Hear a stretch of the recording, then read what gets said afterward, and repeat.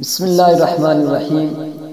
حضرت مولانا عبدالحلیم چشتی صاحب نے بتایا کہ ہجرت کے بعد مسائل کا بہت زیادہ سامنا ہوا۔ پہلا مسئلہ روزگار کا تھا کہ پورا خاندان ہمارے ساتھ تھا۔ ایک جاننے والے حضرت جو پوسٹ آفس میں اعلیٰ عہدے پر تھے ہمارے گھر ٹھہرے، ان کی معرفت بھائی کو پوسٹ آفس میں نوکری مل گئی۔ ہم آرام باغ کی ایک بلڈنگ میں ٹھہرے تھے۔ مہاجروں نے جگہ جگہ مکانات اور بلڈنگوں میں رہائش اختیار کر کے قبضہ کر لیا تھا، مگر ہم عزت کے خوف سے اڈوانی ہائی اسکول کی بلڈنگ میں آ گئے، جہاں بہت سے مہاجر پناہ لے چکے تھے۔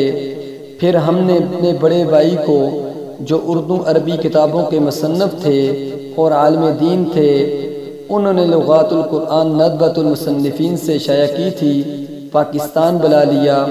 ان کے جاننے والوں نے نچوڑ لائن میں ایک فلیٹ دے دیا تو ہم سب اس میں رہنے لگے۔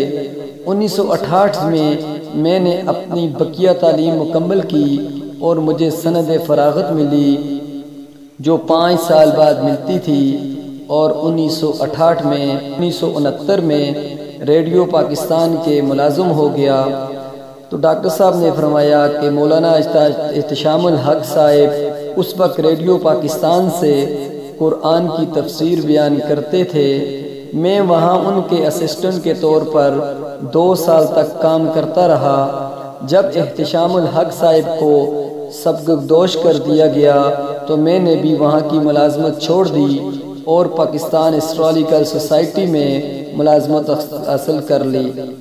اس زمانے میں مسجد حضرہ کے پاس صدر میں بیرکوں کے اندر لیاقت نیشنل لائبریری بنا دی گئی تھی۔ ابن حسن کیسر اس وقت لائبریرین تھے۔ ایک دن ان سے ملاقات ہوئی تو کہنے لگے، لائبریری کی کچھ کتابیں داخلہ رجسٹر میں درج کر دو۔ میں نے 100 کتابیں درج کر دیں۔ کچھ دن بعد انہوں نے بتایا کہ وہاں جگہ ہے۔ میں نے جا کر انٹرویو دے دیا۔ اس طرح میں 180 روپے تنخواہ پر گورنمنٹ ملازم ہو گیا۔ تو اس وقت ولایت حسین شاہ لائبریرین تھے۔ یہاں میں نے 16 سال ملازمت کی۔ میرا ڈائریکٹر ایک بنگالی نور الصفا تھا۔ وہ چھٹی بالکل نہیں دیتا تھا، جو پریشانی کا باعث تھا۔ اس زمانے میں ڈاکٹر عبدالمعید بھی اکثر لائبریری میں آتے رہتے تھے۔ ایک دن انہوں نے مجھے اطلاع دی کہ کراچی یونیورسٹی کے اورینٹل سیکشن میں جگہ خالی ہونے والی ہے، آپ ان کی جگہ پر آ جائیں۔ چنانچہ میں نے درخواست دے دی۔ میرا انتخاب ہو گیا۔ اس وقت عبید اللہ قدسی کراچی یونیورسٹی اورینٹل سیکشن کے انچارج تھے۔ ان کے بنوئی کا منسٹری سے تعلق تھا، وہ جوائنٹ سیکرٹری تھے۔ قدسی صاحب کو توسیع مل گئی اور میں ان کا اسسٹنٹ بن گیا۔ 10 سال بعد مجھے ان کی جگہ ملی، یعنی 17 گریڈ میں میرا تقرر ہوا۔ کچھ عرصہ میں نے یونیورسٹی مسجد کے خطیب کے فرائض بھی انجام دیے۔ 31 مارچ 1990 عیسوی کو میں نے توسیع لی اور 27 جولائی 1977 عیسوی میں 2 سال کی چھٹی لے کر نائجیریا چلا گیا، جہاں بیرو یونیورسٹی میں سینئر کیٹلاگر کی حیثیت سے 10 سال خدمات انجام دی۔ 16 مارچ 1981 میں مجھے پی ایچ ڈی کی ڈگری ایوارڈ ہوئی۔ 1981 میں نے پی ایچ ڈی میں داخلہ کی درخواست جمع کرائی۔ اس طرح یہ عرصہ 10 سال میں ڈائریکٹریٹ مکمل ہوا۔ عبدالمعید صاحب میرے نگراں تھے۔ اب 7 سال سے جامعۃ الرشید میں استاد کی حیثیت سے تعلیم دے رہا ہوں۔